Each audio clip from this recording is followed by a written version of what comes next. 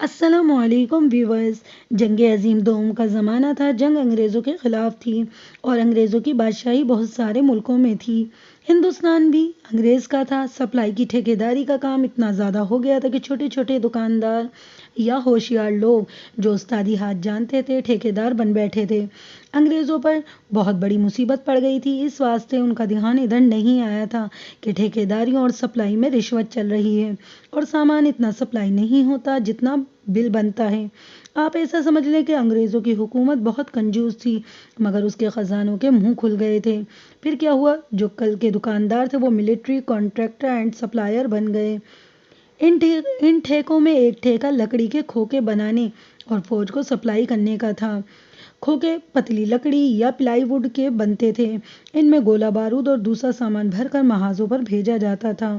میں اس وقت ہندوستان کے ایک شہر کے ایک تھانے کا انچارج تھا۔ اس شہر کا نام نہیں بتاؤں گا اس واسطے کہ وہاں کے مسلمان اور اس واردات والے خاندان پاکستان میں آ گئے ہوں گے، اسی واسطے میں ان لوگوں کے نام بھی غلط لکھوں گا، نہیں تو یہ لوگ اپنی بے عزتی سمجھیں گے۔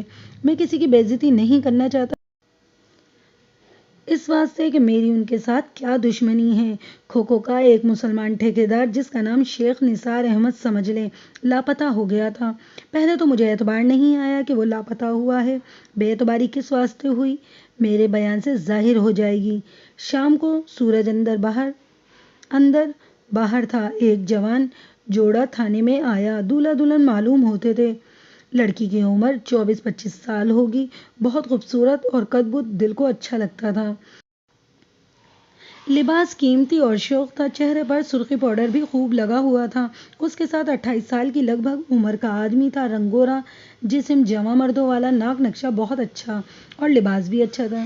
دونوں امیر خاندان کے لگتے تھے اور مجھے پورا یقین تھا کہ یہ دولہا دلہن ہے، مگر دلہن نے بات شروع کی تو میرا خیال غلط ہو گیا۔ میرے میاں کل صبح گھر سے نکلے تھے۔ دلہن نے کہا آج دوسرے دن کی شام ہو گئی ہے، واپس نہیں آئے، میں ان کی گمشدگی کی رپورٹ دینے آئی ہوں۔ اپنے ساتھ والے آدمی کا اس نے یہ تعارف کروایا کہ یہ ہمارے مینیجر ہیں جمشید صاحب، انہیں ساتھ لے آئی ہوں۔ مجھے پولیس کی بابت کچھ معلوم نہیں، میں چاہتی ہوں کہ ان کی تلاش میں سستی نہ ہو، یہ آپ کی ڈیوٹی، لیکن میں مالی خدمت بھی آپ کی ضرور کروں گی۔ اگر میں خاموشی سے سنتا رہتا تو شاید وہ چپ نہ کرتی۔ وہ جس طریقے سے باتیں کرتی تھی اس سے میں نے اندازہ لگا لیا کہ پیسہ دماغ پر چڑھا ہوا ہے، اس کے خاندان کو روپیہ پیسہ اب کہیں سے ملا ہے۔ وہ شو بازی کر رہی تھی۔ اس نے مالی خدمت کا نام لیا تو میں نے اس کی زبان روک دی اور اسے کہا کہ پہلے مجھے کام کی باتیں بتائے، پھر مالی خدمت کی باتیں اس کے بعد کریں گے۔ اس سے میں نے اس کے خاوند کی بابت جو کچھ معلوم کیا وہ یہ تھا کہ اس کا نام شیخ نثار احمد ہے۔ وہ لکڑی کے کھوکے اور کچھ سامان گورنمنٹ کو سپلائی کرتا تھا۔ کھوکھو کا اس کا اپنا کارخانہ تھا۔ اس کارخانے میں 15-16 درزی بھی کام کرتے تھے جو خیمے اور فوج کے کٹ اور بیگ وغیرہ سیتے تھے۔ شیخ نثار کی اپنی کار تھی جو 1.5-2 سال پہلے اس نے سیکنڈ ہینڈ خریدی تھی۔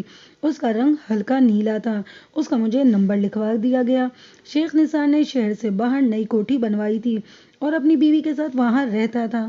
جب کوئی انسان گم ہو جاتا ہے تو پہلا سوال یہی پوچھا جاتا ہے کہ عمر کتنی ہے۔ میں نے اس خوبصورت بیوی روبینہ سے اس کے خاوند کی عمر پوچھی تو اس نے اپنے مینیجر کی طرف دیکھا۔ مینیجر نے ذرا رک کر بتایا 50 سال سے 1-2 سال اوپر ہوگی۔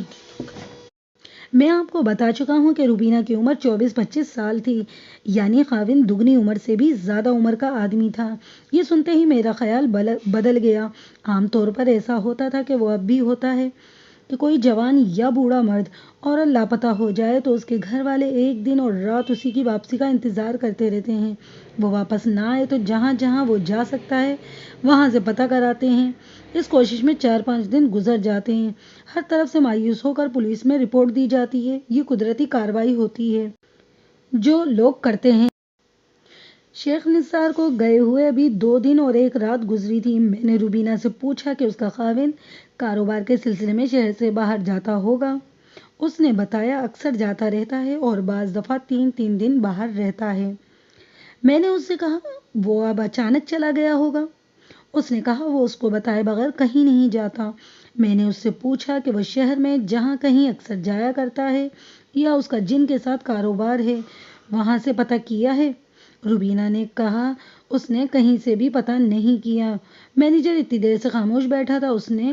میں نے اس سے کہا، بیگم صاحبہ تو گھبرا گئی ہیں، آخر عورت ذات ہیں، یا آپ کا کام تھا کہ ادھر ادھر سے پتہ کر لیتے؟ شیخ صاحب بچے تو نہیں کہ لاپتہ ہو گئے ہیں یا کوئی انہیں اغوا کر کے لے گیا ہے؟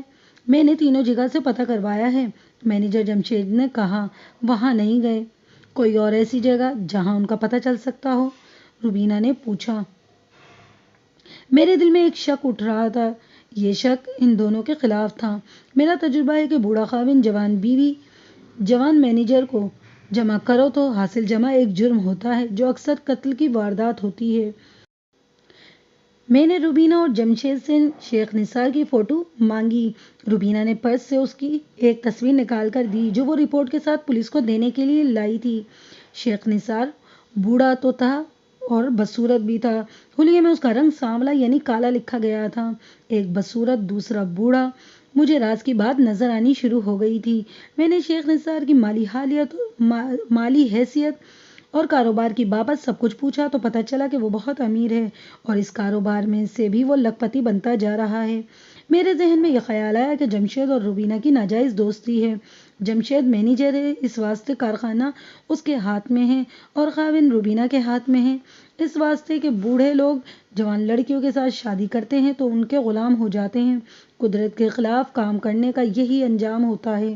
اسی خیال کو دماغ میں گھما پھرا کر میں نے اپنا حساب کتاب اس طرح جوڑا کہ ان دونوں نے بوڑھے کو کہیں کنارے لگا دیا ہے اور یہ ثابت کرنے کے واسطے انہیں کچھ پتہ نہیں ہے ان کے شیخ صاحب بتائے بغیر کہیں چلے گئے ہیں، تھانے میں ان کی گمشدگی کی رپورٹ دینے آ گئے ہیں۔ اب کاروبار ان کا اپنا تھا۔ میں نے جمشید سے پوچھا کہ کارخانہ اور کاروبار کس طرح چلتا ہے؟ اس نے بتایا میرا شک پکا ہو گیا۔ کارخانہ جمشید چلا رہا تھا۔ میں اس سے یہ باتیں پوچھ رہا تھا تو روبینہ نے تنگ آ کر افسروں کی طرح کہا، اتنی باتیں پوچھنے کی کیا ضرورت ہے؟ میرا خاوند لاپتہ ہو گیا ہے، آپ رپورٹ لکھیں اور اسے تلاش کریں، میں آپ کو انعام بھی دوں گی۔ میں نے غصے کو اپنے اندر دبا لیا۔ اس کے حکم نے اس کے خلاف میرا شک اور زیادہ پکا کر دیا تھا۔ میں نے اس سے کہا، بیگم صاحبہ آپ کے دماغ کو پیسہ چڑھا ہوا ہے، اس پیسے نے آپ کے خاوند جیسے بہت سے خاوندوں کو لاپتہ کر دیا ہے۔ آپ کا دماغ میرے دماغ تک نہیں پہنچ سکتا۔ یہ تھانہ ہے، کھوکھو کا کارخانہ نہیں۔ مجھے اپنے حساب کتاب جوڑنا ہے۔ آپ کا خاوند کہاں جا سکتا ہے؟ وہ قتل ہو چکا ہوگا، وہ کسی اچانک ضرورت کے بابت شہر سے باہر چلا گیا ہوگا، یا وہ کسی حادثے میں رگڑا گیا ہوگا، وہ کسی ناچنے گانے والی کے کوٹھے پر شراب پی کر بے ہوش پڑا ہوگا۔ میں نے آگے جھک کر آنکھوں میں آنکھیں ڈال کر کہا، اس نے کہیں جا کر خودکشی کر لی ہوگی۔ کس واسطے؟ آپ کو معلوم ہے کس واسطے؟ مجھے معلوم ہے کس واسطے۔ اس نے آنکھیں جھکا لیں۔ اس کا مینیجر چپ بیٹھا تھا۔ وہ اس وقت بولتا تھا جب میں اس سے کچھ پوچھتا تھا۔ آپ کا یا آپ کے خاوند کا دشمن کون کون ہے؟ کوئی بھی نہیں، روبینہ نے جواب دیا۔ کیا آپ کے خاوند کی پہلی بیوی اور اس کے بھائی وغیرہ آپ کے دشمن نہیں؟ اس جوان بیوی کو دیکھ کر میرے دماغ میں یہ خیال آیا کہ شیخ نثار کی پہلی بیوی ضرور ہوگی۔ کیا شیخ نثار نے پہلی بیوی کو طلاق دے دی تھی؟ نہیں، روبینہ نے جواب دیا، وہ پرانے مکان میں رہتی ہے، شیخ صاحب اسے ماہوار خرچ دیتے رہتے ہیں۔ روبینہ اس سے پہلے اپنے خاوند کی پہلی بیوی کا ذکر نہیں کیا تھا، وہ شاید اسے پوشیدہ رکھنا چاہتی تھی۔ روبینہ اور جمشید پر میرا شک اتنا پکا ہو چکا تھا کہ میں بہت خوش ہوا کہ ایک بہت بڑی واردات کے مجرم خود میرے پاس آ گئے ہیں۔ مجھے یہ بھی نظر آنے لگا کہ شیخ نثار زندہ نہیں۔ یہ بھی خیال میرے سامنے تھا کہ شیخ نثار نے اس شوباز بیوی کے کرتوت سے تنگ آ کر کہیں دور جا کر خودکشی کر لی ہوگی، دریا قریب تھا۔ میں نے روبینہ کو کہا کہ وہ باہر بیٹھے۔ اسے یہ امید تھی کہ میں فوراً اس کے خاوند کی گمشدگی کی رپورٹ درج کر لوں گا۔ میں نے کچھ اور ہی چکر چلا دیا تو وہ گھبرانے لگی اور اسے غصہ بھی آیا۔ اس نے اپنے مینیجر کی بابت مجھے کہا، اسے زیادہ دیر نہ روکنا، کارخانے میں کام ہو رہا ہے۔ آپ زیادہ دیر کی بات کرتی ہیں روبینہ صاحبہ، میں نے مسکراتے ہوئے کہا، انہیں تو شاید زیادہ دن میرے پاس رہنا پڑ جائے۔ کیوں؟ وہ حیران ہوئی۔ آپ ذرا باہر چلیں، میں نے کہا، ابھی تو میں آپ سے انعام بھی لوں گا۔ میں آپ کو اس زمانے کی ایک خاص بات بتاتا ہوں کہ مسلمان کے پاس جب دولت آتی ہے تو وہ مسجدوں اور یتیم خانوں کو چندہ دیتا ہے اور اپنی عمر کو بھول کر جوان لڑکیوں کے ساتھ شادی کر لیتا ہے۔ میں نے آپ کو بتایا ہے کہ جنگ عظیم میں ٹھیکیداریوں نے ٹھیکیداروں کے گھر دولت سے بھر دیے تھے۔ اس طرح کے بہت سارے واقعات ہوئے کہ نو دولتی بوڑھوں نے نقد پیسہ لڑکیوں کے والدین کو دے کر جوان لڑکیوں کے ساتھ شادیاں رچا لیں اور پرانی بیویوں کی چھٹی کر دی۔ جوان بیویوں نے جو کارنامے کیے وہ اس طرح تھے کہ در پردہ دوستیاں پیدا کی۔ بعض نے بوڑھے خاوندوں سے جائیداد اپنے نام لکھوا کر انہیں لاپتہ کر دیا۔ بعض بوڑھوں نے خودکشی کر لی۔ بعض نے اپنی جوان بیویوں کو قتل کرا دیا۔ جوان بیویاں بوڑھے خاوندوں کے ساتھ آباد رہیں۔ ان کے خاوندوں نے اپنی آنکھوں پر پٹی باندھ رکھی تھی۔ شیخ نثار کا کیس بھی مجھے ایسا ہی دکھائی دے رہا تھا۔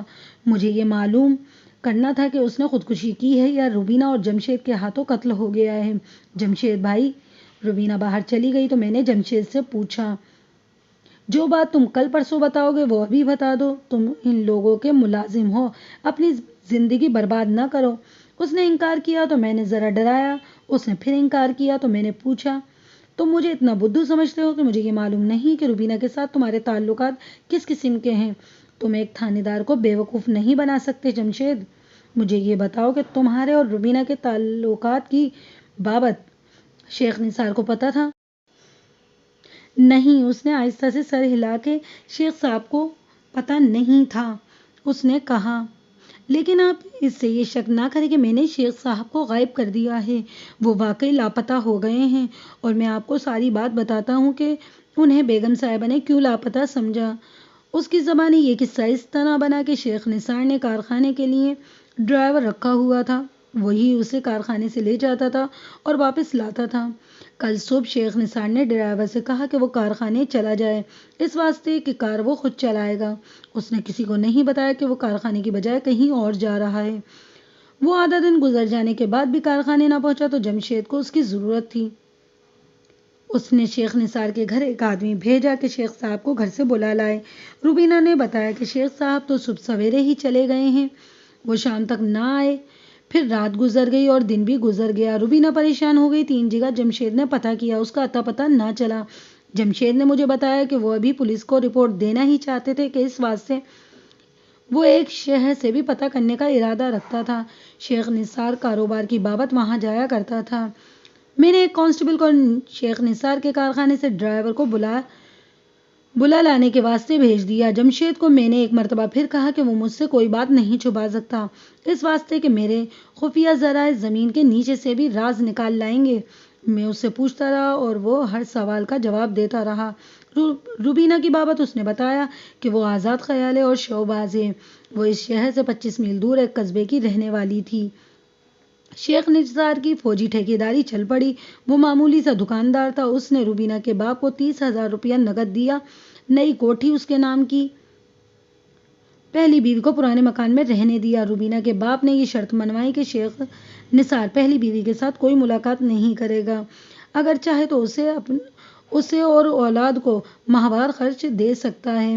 آپ ایسا سمجھے کہ شیخ نثار نے روبینہ کو خریدا تھا۔ اس کی پہلی بیوی سے ایک لڑکی عمر 30 سال تھی اور ایک لڑکا عمر 20-21 اور دوسرا لڑکا 16-17 اور پھر ایک لڑکی 12-13 سال۔ شیخ نثار ان کو ماہوار خرچہ دیتا تھا۔ روبینہ نے شیخ نثار کو اپنا غلام بنا لیا تھا۔ جمشید نے اقرار کیا کہ وہ روبینہ کو پہلے سے جانتا تھا۔ دور پار کی رشتہ داری تھی، ایسا ویسا تعلق نہیں تھا۔ ایک بار جمشید نے روبینہ سے کہا کہ وہ اپنے خاوند سے کہے کہ کہیں نوکری دلا دے۔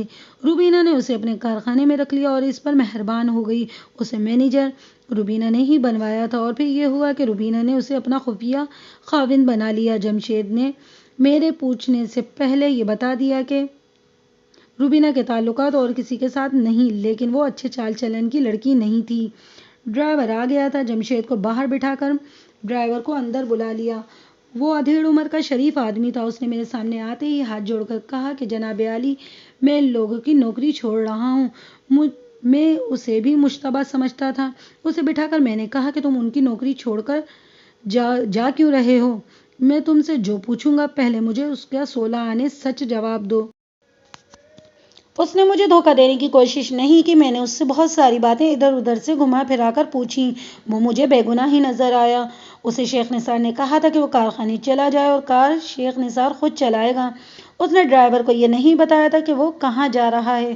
وہ کارخانے گیا ہی نہیں۔ ڈرائیور نے میرے سوال کا جواب میں کہا کہ مینیجر جمشید سارا دن کارخانے میں رہا۔ روبینہ کی بابت اس کو پتہ نہیں کہ گھر میں رہی یا کہیں چلی گئی۔ رات کو ڈرائیور اپنے گھر چلا جایا کرتا تھا۔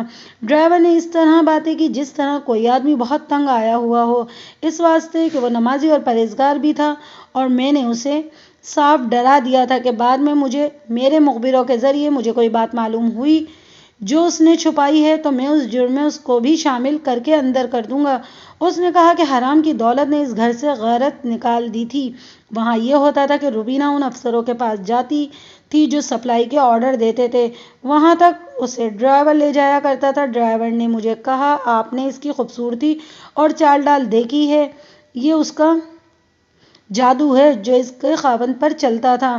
سچی بات یہ ہے جی، اس کا نکاح شیخ نثار کے ساتھ پڑھایا گیا تھا، لیکن اس نے مینیجر جمشید کو اپنا خاوند بنا رکھا تھا۔ تم نے کبھی محسوس کیا ہے کہ شیخ نثار نے جمشید کو روبینہ سے ملنے سے روکا ہو؟ میں نے پوچھا۔ وہ جمشید کے ساتھ خوش رہتا تھا یا ناراض؟ شیخ نثار اتنی جرأت نہیں کر سکتا جی، ڈرائیور نے جواب دیا۔ وہ روبینہ کا غلام تھا، وہ جمشید کے بغیر ایک قدم نہیں چل سکتا تھا۔ شیخ نثار روبینہ کے ساتھ بھی خوش رہتا تھا اور روبینہ اس کے ساتھ خوش، اس کی بہت خدمت کرتی تھی۔ کل صبح شیخ نثار نے تمہیں کہا تھا کہ تم کارخانے چلے جاؤ، اس وقت وہ ذرا پریشان نظر آ رہا تھا۔ نہیں، اس نے کہا، وہ روزانہ کی طرح نظر آتا تھا۔ ڈرائیور اس سارے خاندان کو اچھی طرح جانتا تھا۔ اس نے شیخ نثار کی پہلی بیوی کی تعریف کی اور اس کی اولاد کے بارے میں بتایا کہ بڑا لڑکا شہر کی ہاکی اور فٹ بال ٹیم کا کھلاڑی ہے۔ اس کا اٹھنا بیٹھنا ایسے لڑکوں کے ساتھ ہے جو اچھی شہرت والے نہیں ہیں۔ ڈرائیور نے یہ بھی بتایا کہ اس کی بڑی لڑکی کسی کے بچوں کو ٹیوشن پڑھانے جاتی ہے۔ ڈرائیور شیخ نثار کو پہلی بیوی کے گھر کبھی نہیں لے کر گیا تھا۔ ایسا ہوا ہوگا کہ شیخ نثار ڈرائیور کے بغیر ہی کبھی وہاں گیا ہو۔ ڈرائیور سے میں نے وہ ساری باتیں پوچھ لیں جو میرے دماغ میں آئی تھیں۔ اسے باہر بھیج کر میں سوچنے لگا کہ گمشدگی کی رپورٹ درج کروں یا ان لوگوں سے کہوں کہ وہ انتظار کریں یا بتا دیں کہ انہوں نے اسے کہاں غائب کر دیا ہے۔ میں نے اس شک پر غور کیا کہ شیخ نثار ایسی جگہ گیا ہوگا جو اپنی بیوی کو نہیں بتانا چاہتا ہو۔ ایسا بھی ممکن تھا کہ وہ پہلی بیوی یا اس کی اولاد کے کسی کام سے گیا ہو اور یہ کام روبینہ سے خفیہ رکھنا چاہتا ہو۔ پھر یہ سوچ بھی آئی کہ وہ شہر سے باہر چلا گیا ہو اور حادثے کا شکار ہو گیا ہو۔ اس زمانے میں سڑکوں کے حادثے ذرا زیادہ ہو گئے تھے۔ وجہ اس کی یہ ہو گئی تھی کہ جنگ کی وجہ سے فوجی ٹرک بہت چلتے تھے، فوجی ڈرائیور لاپرواہ تھے اور وہ تجربہ بھی نہیں رکھتے تھے، تو بہت حادثے ہوا کرتے تھے۔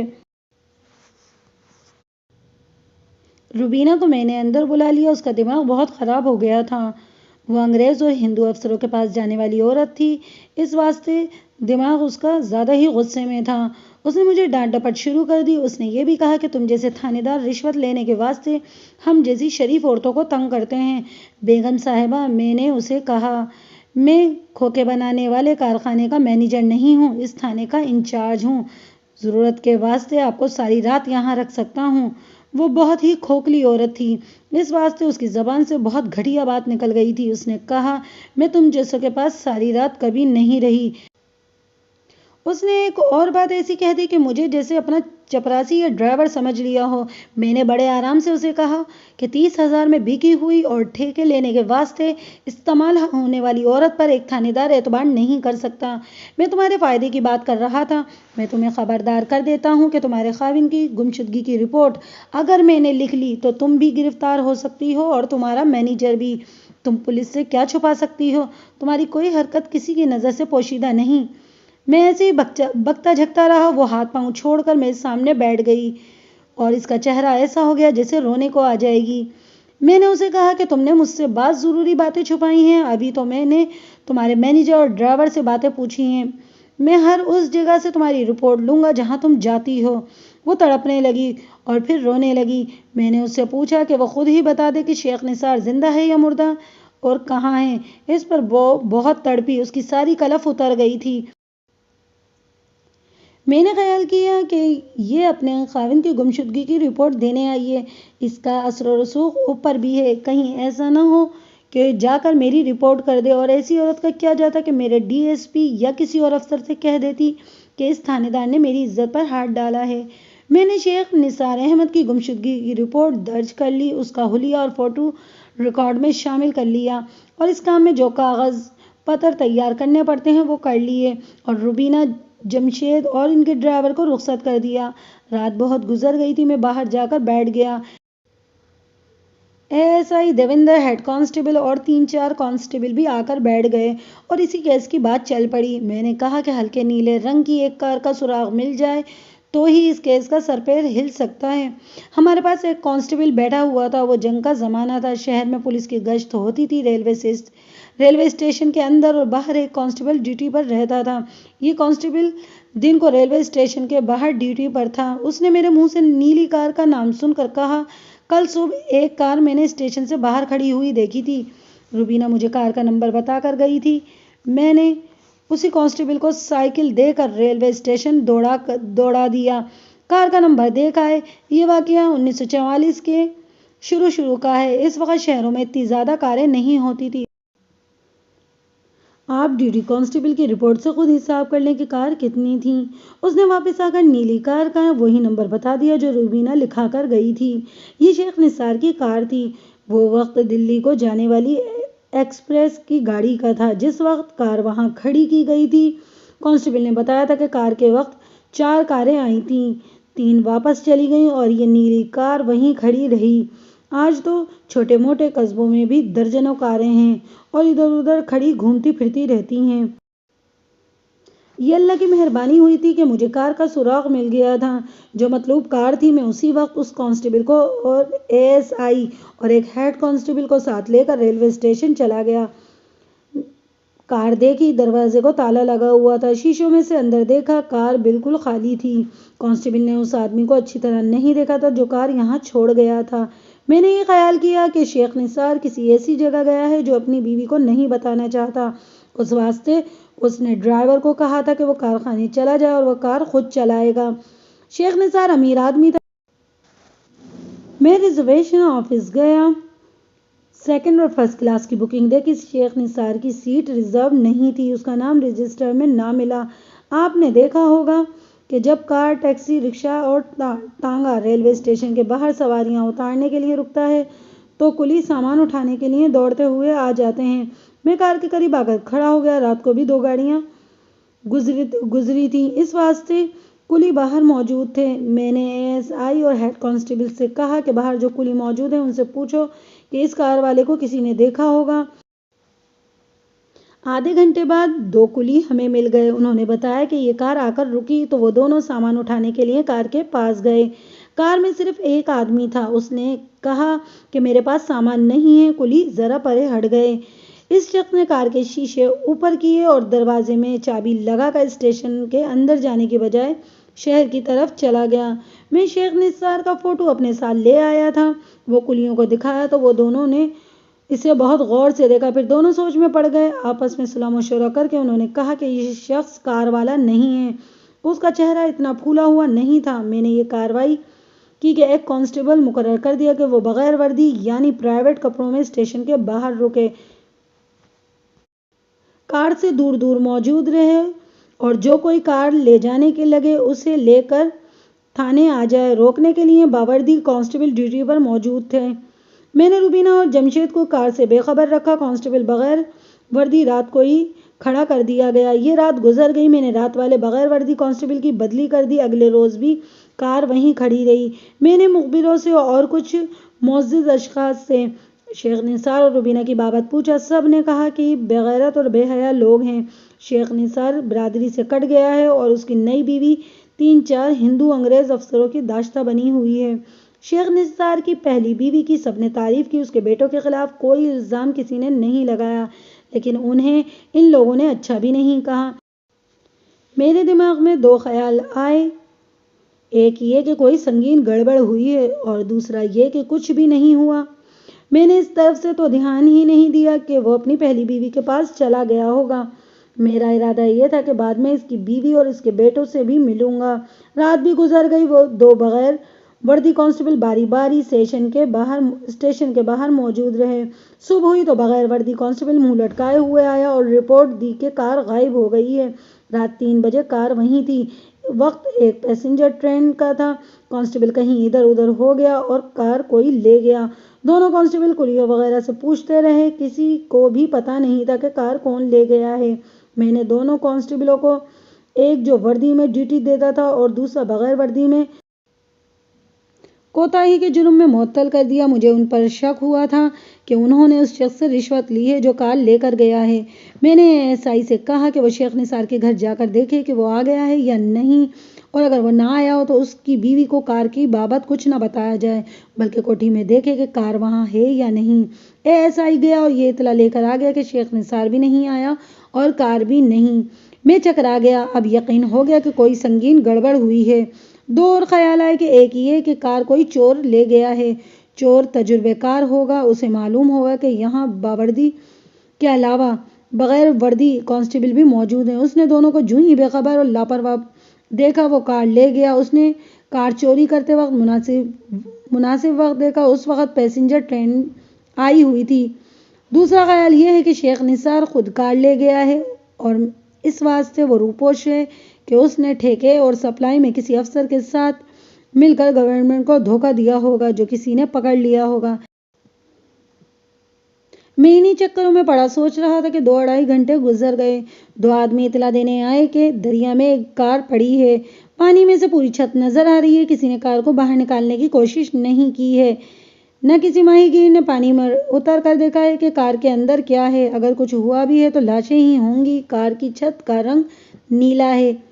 دریا شہر سے 1 میل کے لگ بھگ فاصلے پر تھا اور جہاں کار پڑی تھی وہ جگہ 3 میل سے ذرا زیادہ دور تھی۔ وہ علاقہ میرے تھانے میں نہیں تھا۔ میں نے اس علاقے کے تھانے کو اطلاع کر دی اور خود بھی وہاں چلا گیا۔ اس علاقے کا تھانے دار بھی پہنچ گیا۔ ہم دونوں تھانے داروں نے سب سے پہلے ٹائروں کے نشان دیکھے۔ کار سڑک سے اتر کر کچے میں آئی تھی۔ آگے دریا کی ریت تھی، وہاں ذرا ڈھلان تھی۔ 3-4 آدمیوں کے پاؤں کے نشان تھے۔ انہوں نے کار کو دھکا دیا۔ ان کا شاید یہ خیال تھا کہ کار دریا میں ڈوب جائے گی، لیکن وہاں پانی اتنا گہرا نہیں تھا کہ کار اتنے پانی میں جا کر رک جاتی جہاں اس کی چھت پانی سے باہر آ گئی۔ ہم نے ملاحوں اور تماشائیوں کو اکٹھا کیا، رسے منگوائے۔ 2 ملاحوں نے پانی میں جا کر کار کے پچھلے بمپر کے ساتھ رسے باندھے۔ وہاں کم از کم 40 آدمی اکٹھے تھے۔ اتنے سارے آدمیوں نے زور لگایا تو کار باہر آ گئی۔ اس کے شیشے اترے ہوئے تھے۔ کار پانی سے بھری ہوئی تھی۔ پانی سے باہر آتے ہی اس میں سے پانی نکلنے لگا۔ دروازے کھولے تو پانی فوراً نکل گیا۔ پچھلی سیٹ پر ایک لاش پڑی تھی، اس کی ٹانگیں دوہری کی ہوئی تھیں اس واسطے لاش سیٹ پر آ جائے۔ یہ کار شیخ نثار کی تھی، وہی نمبر اور رنگ تھا۔ میں نے ایک کانسٹیبل کو اس کام پر دوڑایا کہ روبینہ اور جمشید کو اپنے ساتھ لے آئے۔ لاش اور کار کی برآمدگی ہم نے کارروائی میں مکمل کی۔ روبینہ اور جمشید آ گئے۔ انہوں نے لاش پہچان لی۔ لاش شیخ نثار کی تھی۔ روبینہ نے رونا چیخنا شروع کر دیا اور اس نے کہا کہ اس کے خاوند کو اس کے بیٹوں نے قتل کیا ہے اور اس کی ماں نے قتل کروایا ہے۔ میں نے اسے کہا کہ جو ہونا تھا وہ ہو چکا، اب حوصلہ کرے۔ مجھے پتا ہے کہ اس نے شیخ نثار کی پہلی بیوی اور بیٹوں پر کیوں شک ظاہر کیا ہے۔ مجھے دراصل روبینہ اور جمشید پر شک تھا، لیکن روبینہ کے اس شک پر غور کرنا تھا جو اس نے ظاہر کیا تھا۔ لاش پوسٹ مارٹم کے لیے بھیج دی گئی۔ میں نے ہر اس مرد اور عورت کو شامل تفتیش کر لیا جس پر مجھے تھوڑا سا بھی شک تھا۔ سب سے پہلے بڑے مشتبہ 2 تھے، روبینہ اور جمشید، ان کے بعد ان کا ڈرائیور اور اس کے بعد مقتول کی پہلی بیوی کے دونوں بیٹے۔ میں نے ان دونوں کو تھانے بلانے سے پہلے مخبروں اور قابل اعتبار محلے داروں سے مقتول کی پہلی بیوی کے گھر کے حالات معلوم کرنے کا انتظام کیا اور یہ کام ASI کے سپرد کر دیا۔ یہ کام ہو جانے تک میں نے روبینہ کو الگ بٹھا کر جمشید کو رگڑنا شروع کر دیا۔ اسے مارا پیٹا نہیں اور کوئی زیادتی بھی نہیں کی، صرف باتیں پوچھتا رہا اور اسے چکر آنے لگے۔ اتنا جوان مرد اور خوبصورت نوجوان بچوں کی طرح رو پڑا۔ دوپہر کے بعد اب مجھے پہلی بیوی کے گھر کی رپورٹ مل گئی تھی۔ اس میں میرے مطلب کی 1-2 باتیں تھیں۔ ضروری بات یہ پتہ چلی تھی کہ شیخ نثار 3-4 دن پہلے پہلی بیوی کے گھر گیا تھا۔ یہ کسی کو معلوم نہیں تھا کیوں گیا تھا۔ بڑے بیٹے کی بابت پتہ چلا تھا کہ باپ کے خلاف بولتا رہتا تھا اور غصے میں آ جاتا تھا۔ چھوٹا بڑے سے زیادہ تیز تھا۔ اس کی بڑی بہن کسی کے گھر بچوں کو پڑھانے جاتی تھی، برقعے کے بغیر باہر نہیں نکلتی تھی۔ لڑکی طبیعت کی تیز ترار بتائی گئی تھی، چال چلن کی بابت کوئی ایسی ویسی رپورٹ نہیں ملی۔ پوسٹ مارٹم کی رپورٹ بھی آ گئی تھی، مقتول کے گلے میں رسی کا پھندا ڈال کر مارا گیا تھا۔ میں نے دونوں بھائیوں کو بلا لیا، پہلے بڑے کو اپنے پاس بٹھایا اور اس سے پوچھا، تمہیں معلوم ہے تمہارا باپ قتل ہو گیا ہے؟ مجھے نہیں معلوم، اس نے بڑے آرام سے جواب دیا، قاتل نے میرا سینہ ٹھنڈا کر دیا ہے۔ پھر اس نے پوچھا، کس نے قتل کیا ہے؟ اس کی بیوی اور جمشید نے کیا ہوگا۔ تم نے ان پر کیوں شک کیا ہے؟ میں نے پوچھا۔ اس نے ایک لمبی کہانی شروع کر دی جو میں نے آپ کو پہلے ہی سنا دی ہے۔ میں سنتا رہا کہ شاید وہ کوئی نئی بات سنا دے، لیکن وہ شک کی باتیں کر رہا تھا۔ میرے خیال میں یہ آ رہا تھا کہ یہ نوجوان اپنے باپ کا قاتل نہیں، وہ اپنے باپ کے خلاف نفرت ظاہر کر رہا تھا، پھر بھی اسے بے گناہ ہی سمجھنے لگا۔ میں سوچ چکا تھا کہ اس کے ساتھ میرے کم از کم 3-4 گھنٹے لگ جانے ہیں، لیکن اچانک خدا نے میرے کام فوراً ختم کر دیا۔ ہوا اس طرح کہ باہر مجھے شور شرابہ سنائی دیا، ایک عورت کی آواز آئی، میرے بھائی کہاں ہیں؟ اسے میرے کانسٹیبل روک رہے تھے، اندر نہ جانے دے رہے تھے۔ وہ کہہ رہی تھی، کہاں ہے تمہارا تھانے دار؟ مقتول کے بڑے بھائی نے کہا، یہ میری بہن کی آواز معلوم ہوتی ہے۔ پھر ایک اور عورت کی آواز آئی، یہ بدبخت پاگل ہو گئی ہے بھائیوں، یہ پاگل ہو گئی ہے۔ میں باہر نکلا، ایک عورت تھی جس پر سفید پرانے ٹائپ کا برقع پہن رکھا تھا، دوسری جوان لڑکی تھی جس کا برقع کالا تھا، وہ بڑی خوبصورت لڑکی تھی۔ مقتول کا بڑا بھائی بھی باہر آ گیا اور اس کا چھوٹا بھائی بھی، جسے میں نے الگ بٹھایا تھا، وہ بھی آ گیا۔ ان سے پتہ چلا کہ عورت ان کی ماں ہے، شیخ نثار کی پہلی بیوی، اور لڑکی ان کی بہن ہے۔ بہن تو کسی کے ہاتھ ہی نہیں آ رہی تھی۔ میں نے اسے تسلی سے کہا، بی بی کیا بات ہے، آؤ اندر آ جاؤ۔ اسے اپنے دفتر میں لے گیا اور اسے بتایا کہ میں تھانے دار ہوں، بتاؤ کیا بات ہے، میرے بھائیوں کو کیوں یہاں بلایا ہے؟ اس نے پوچھا، تمہیں شاید پتہ نہیں چلا؟ میں نے کہا، تمہارا باپ قتل ہو گیا ہے۔ آپ کو آج پتہ چلا ہے؟ اس نے کہا، مجھے 2 روز پہلے کا پتہ ہے، وہ بدکار مر چکا ہے۔ تمہیں کس طرح پتہ چلا تھا؟ اس نے اپنے دونوں ہاتھوں کی انگلیاں شیر کے پنجوں کی طرح کر کے ہاتھ میری طرف کیے، جیسے وہ میرا منہ نوچ لے گی۔ اس کا اتنا حسین چہرہ اتنا لال ہو گیا جیسے خون پھوٹ کر باہر آ جائے گا۔ اس کے اوپر نیچے کے دانت آپس میں مل گئے تھے۔ اس نے قہر اور غضب کی آواز میں کہا، مجھے اس طرح پتہ چلا کہ اسے میں نے قتل کیا ہے، ان ہاتھوں سے۔ اگر تم میرے بھائیوں کو نہیں چھوڑو گے تو انہی ہاتھوں سے تمہاری آنکھیں نکال لوں گی۔ چھوڑ دیا، میں نے کہا، دونوں کو چھوڑ دیا۔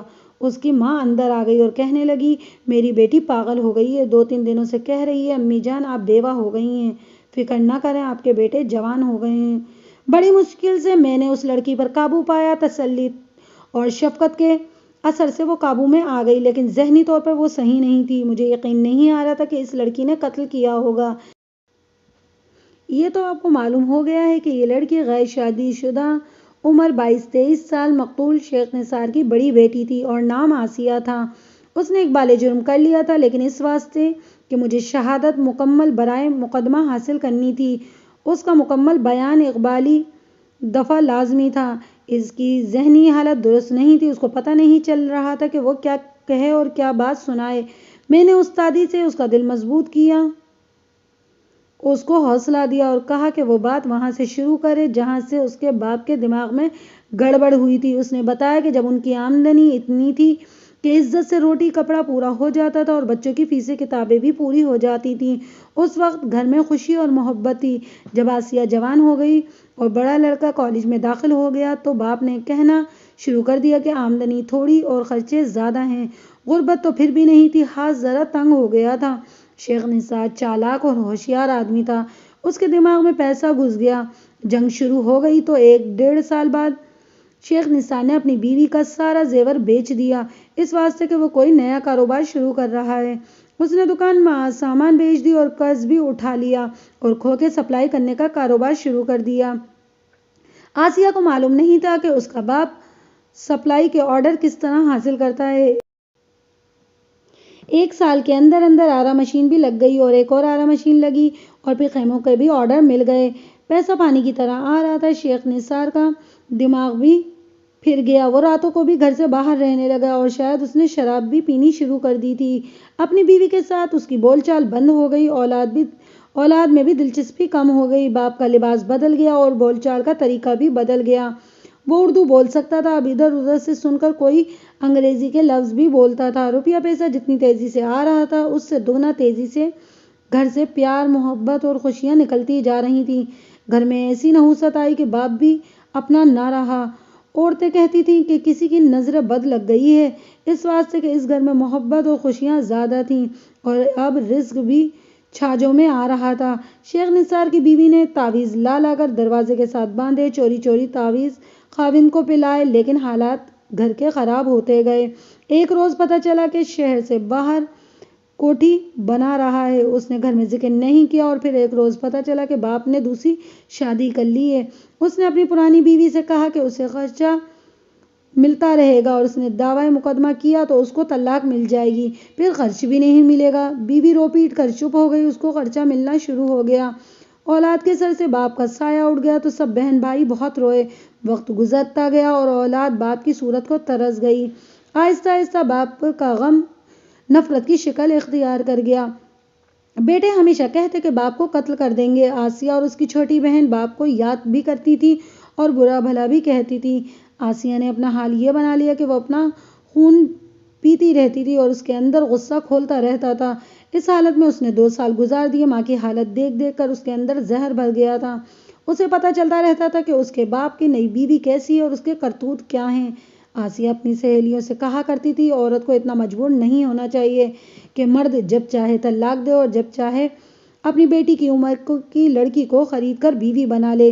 وہ کہتی تھی کہ وہ باپ اور بھائی کتنے ظالم ہوتے ہیں جو اپنی بیٹیوں اور بہنوں کو بوڑھے مردوں کے ہاتھ بیچ دیتے ہیں۔ اس واردات سے 6 مہینے پہلے آسیہ نے اپنا فرض سمجھا کہ وہ گھر میں قید نہ رہے اور ہاتھ پاؤں ہلا کر کچھ کمائے، اس واسطے کہ گھر میں زیادہ آمدنی کی ضرورت تھی۔ اس کی ایک سہیلی نے اسے ایک گھر کا راستہ دکھا دیا جہاں 2 بچوں کو گھر میں اردو اور انگریزی پڑھانی تھی۔ بچے بھی اسکول میں داخل نہیں ہوئے تھے، 1 سال گھر میں انگریزی پڑھا کر انہیں انگریزی اسکول میں داخل کرانا تھا۔ آسیہ 10 جماعتیں پاس تھی، وہ اس گھر چلی گئی۔ بچوں کا باپ عمر 35 سال تھی، خوبصورت جوان تھا اور کوٹھی کی طرح کے مکان میں رہتا تھا۔ اس نے آسیہ کو دیکھا اور اسے بچوں کو پڑھانے کے لیے رکھ لیا۔ آسیہ کو 50 روپے ماہوار سے زیادہ کی امید نہیں تھی۔ اس زمانے کے 50 روپے آج کے 10 سے ضرب کر لیں تو پتہ چلے گا وہ رقم کتنی بنتی ہے۔ مگر بچوں کے باپ انور نے آسیہ کو 100 روپے تنخواہ پیش کر دی۔ آسیہ صبح جاتی اور 3 گھنٹے پڑھا کر آ جاتی۔ آسیہ نے بتایا کہ انور اس کو بہت اچھا لگا، اس واسطے کہ باتیں ہمدردی اور محبت کی کرتا تھا۔ آسیہ نے اس کو اپنا حال سنایا۔ ہمدردی انور کے دل میں اور زیادہ ہو گئی اور وہ ایسی باتیں کرنے لگا کہ عورت کو اپنی آزادی اور مرضی استعمال کرنی چاہیے، عورت کی غلامی کو مذہب اسلام نے بھی منع کیا ہے۔ ایسی باتیں سنتے سنتے آسیہ کے اندر جو جھجک تھی وہ بھی ختم ہو گئی۔ انور اس کو کبھی 10 روپے دے دیتا۔ انور کسی بڑے زمیندار کا بیٹا تھا، اس کی بیوی دیہات کی ان پڑھ عورت تھی۔ انور نے ایک روز آسیہ کو سینما دکھا دیا، پھر ایک امیرانہ ہوٹل میں کھانا کھلا دیا۔ وہ تانگے پر ادھر ادھر آتے جاتے تھے۔ ابھی انور کی کوئی حرکت ناپاک نہیں تھی، پھر ناپاک حرکت کا موقع بھی آ گیا۔ آسیہ اس کو گناہ سمجھتی تھی، لیکن جیسا کہ اس نے بیان کر دیا، اس کے دماغ میں فطور آ گیا تھا کہ اس کا باپ عیش و عشرت کر سکتا ہے تو وہ کیوں نہ کرے۔ بیچاری یہ نہ سمجھ سکی کہ اس کے دل میں جن مردوں کی نفرت ہے، اس واسطے کہ وہ عورت کو خرید لیتے ہیں اور عورت کو اجاڑ بھی دیتے ہیں۔ انور بھی انہی مردوں جیسا مرد تھا جو اس کی عصمت خرید رہا تھا۔ ایک روز آسیہ روز کی طرح بچوں کو پڑھانے گئی تو انور نے اس کو بتایا کہ اس نے بیوی اور بچوں کو 7-8 دنوں کے لیے گاؤں بھیج دیا ہے۔ اس نے آسیہ کو یہ بھی بتایا کہ بیوی اور بچے اس کے واسطے بھیجے ہیں، وہ آسیہ کے ساتھ آزادی سے 7-8 دن گزار سکے۔ آسیہ شریف لڑکی تھی، لیکن باپ نے اس کے اندر انتقام کی آگ جلا دی تھی اور انور نے اسے فرار کا راستہ دکھا دیا اور اسے عیش کا سبق دے دیا۔ آسیہ راستہ گم کر بیٹھی، مگر گناہ کے بعد اس کے اندر سے ایسی ظالم آوازیں اٹھنے لگیں کہ وہ پریشان ہو گئی۔ وہ عصمت کے موتی اس طرح گندگی میں نہیں پھینکنا چاہتی تھی، اس کے دماغ میں ایسا برا خیال کبھی آیا ہی نہیں تھا، مگر انور کا جادو کام کر گیا۔ آسیہ اتنی پچھتائی کہ اکیلے میں بیٹھ کر روتی رہی اور ایک ہی خیال اسے تنگ کرتا رہا کہ باپ کا ہاتھ اس کے سر پر رہتا تو وہ اس طرح خراب نہ ہوتی۔ اس نے ارادہ پختہ کر لیا کہ انور کو کہہ دے گی کہ وہ ایسے غلط تعلق اس کے ساتھ نہیں رکھے گی۔ دوسرے دن آسیہ بھی اپنے گھر میں تھی کہ اس کا باپ شیخ نثار آ گیا۔ سب حیران ہوئے، 2 سال بعد یہ پرانی بیوی کے ہاں اور پرانے گھر میں کیوں آیا ہے؟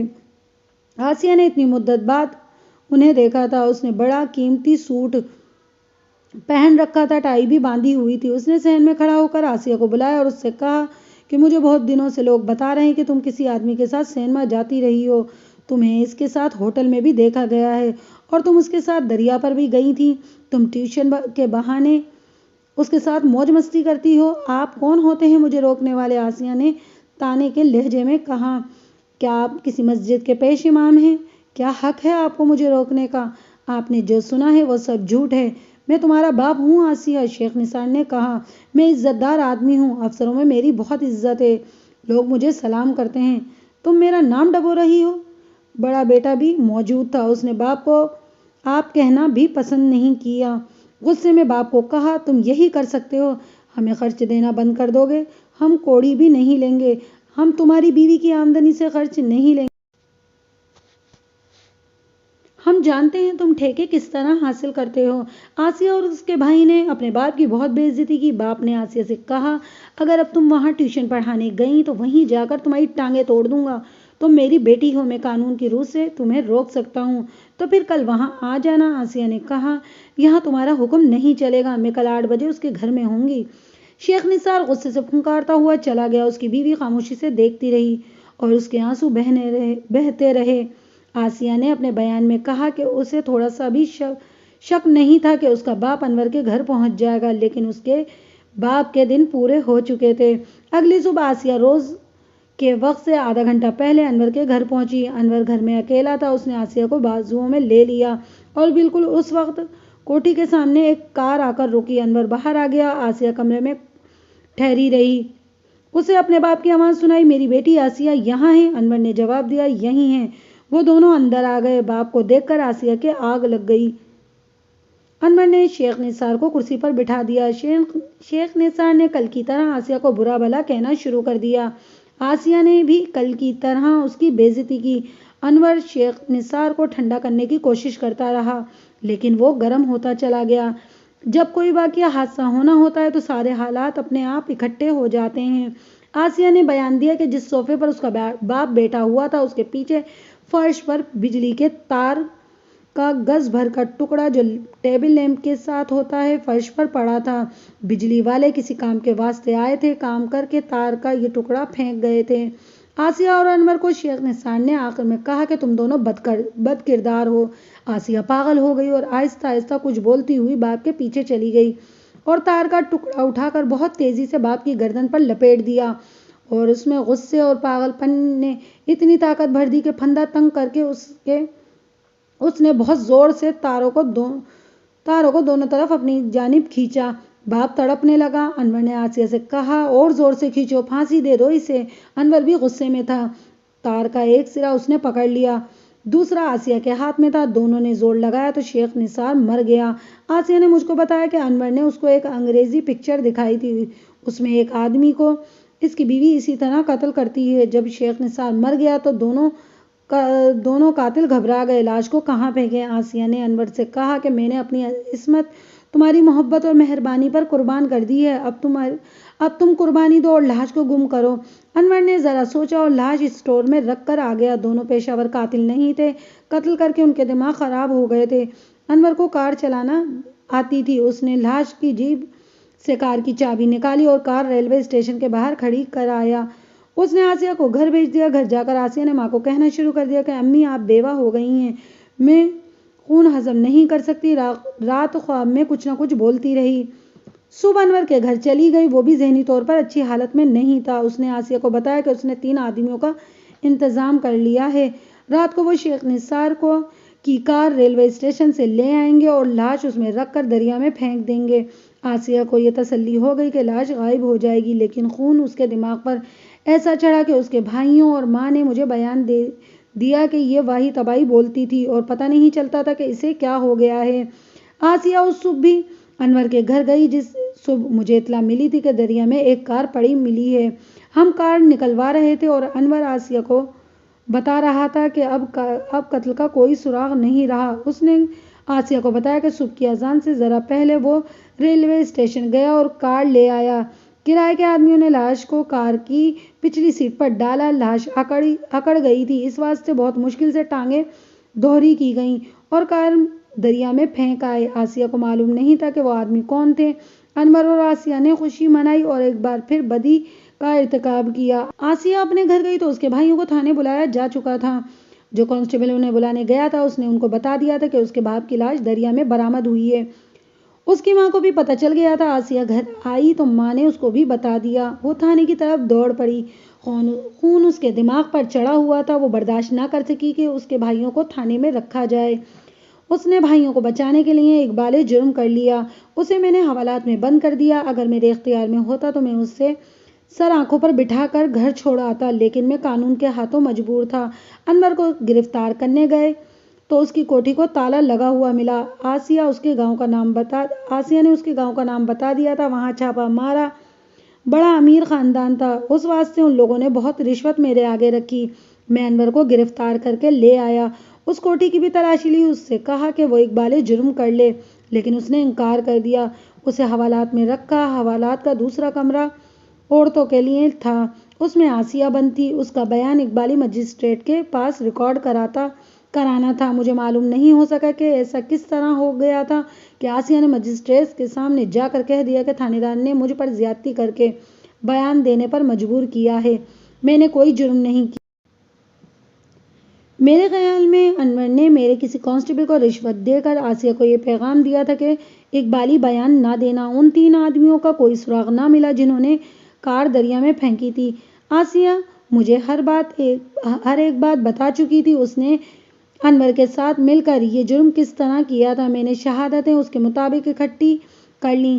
خانے جو خالی تھے وہ ادھر ادھر سے پر کر لیے۔ مجرم کو سزا دلانے کے واسطے تھانے داروں کو خالی خانے کسی نہ کسی طرح پورے کرنے پڑتے ہیں۔ سچی بات یہ ہے کہ میں اس میں خوش نہیں تھا کہ آسیہ کو سزا ملے، لیکن مجھے اپنی نوکری کا بھی خیال تھا۔ انور نے اپنے لیے اور آسیہ کے لیے ایک ہی وکیل کیا تھا۔ میں اس کو جانتا تھا۔ لال چرن داس قتل کے کیسوں کا بہت قابل وکیل تھا۔ میں اس وکیل کو چوری چوری اس کے گھر جا کر ملا اور اسے بتایا کہ میں نے سارا کیس آسیہ کے اقبالی بیان پر تیار کیا ہے، جس سے وہ اب منحرف ہے۔ آپ اس کو انتہائی سزا سے اس طرح بچا سکتے ہیں کہ اس سے پورا اقبالی بیان کورٹ کے سامنے دلا دیں۔ شاید سیشن جج جو انگریز تھا اس پر رحم کر جائے، ورنہ اسے عمر قید مل جائے گی۔ وکیل میری نیت سمجھ گیا۔ اس نے میرا تیار کیا ہوا کیس دیکھا تو میری بات مان گیا۔ انور اقبال کرتا نہ کرتا وہ نہیں بچ سکتا تھا۔ میرا کیس بہت مضبوط تھا۔ لال چرن داس جیسا قابل اور محنتی آدمی تھا۔